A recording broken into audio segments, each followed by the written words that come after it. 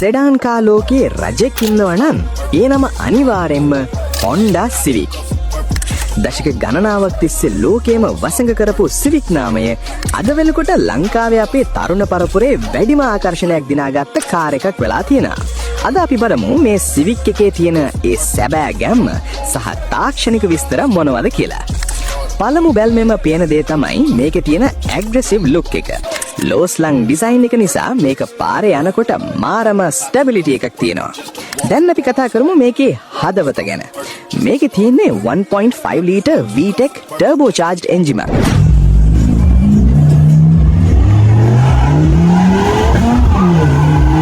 power. මේ එන්ජිනෙන් අශ්ව බල 174ත් 180ත් HP අතර ප්‍රමාණයක් නිපදවනවා. torque 1700 RPM වැනි අඩු වේගයක ඉඳන්ම 220 නිව්ටන් මීටර්ස්ක උපරිම ව්‍යවර්තයක්. ටෝක් එක ලැබෙන නිසා පිකප් එක ගැන ආයෙ දෙපාරක් හිතන්න දෙයක් නැහැ.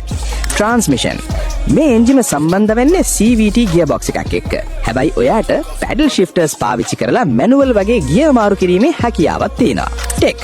සම්පූර්ණයෙන්ම ඩිජිටල් වෙච්ච ඉන්ස්ට්‍රුමන්ට් ක්ලස්ටර් එකක් සහ Apple CarPlay, Android Auto පහසුකම් සහිත ටච් ඉන්ෆෝටේන්මන්ට් සිස්ටම් එකක් මේකේ තියෙනවා. Safety. Honda Sensing තාක්ෂණය හරහා Adaptive Cruise Control, Lane Keep Assist වැනි අති නවීන ආරක්ෂක ක්‍රමවේද මේ රථයේ අඩංගුයි. ඉතින් Honda Civic එක කියන්නේ නිකම්ම කාර් එකක් නෙවෙයි. ඒක ඔයාගේ පර්සනැලිටි එක පෙන්වන කැඩපතක්. Honda සැප පහසුව, සුපිරි වේගය සහ නොමකින ජපාන් විශ්වාසය.